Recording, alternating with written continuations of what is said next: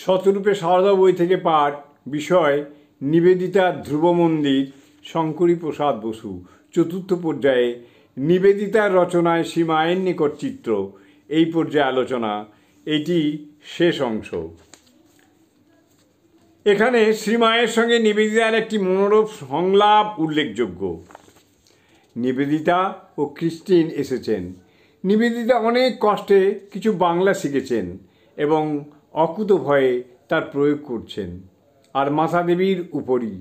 নিবেদিতা: মাতাদেবী, আপনি হন আমাদিগের কালী। মা: না বাবু, আমি কালী টালি হতে পারবো না, জিভ বার করে থাকতে হবে তাহলে। নিবেদিতা ও ক্রিস্টিনকে যখন মায়ের বাংলা কথা ইংরেজিতে করে বোঝানো হলো, তখন উভয়ে যথাযথ আশ্বাস দিলেন।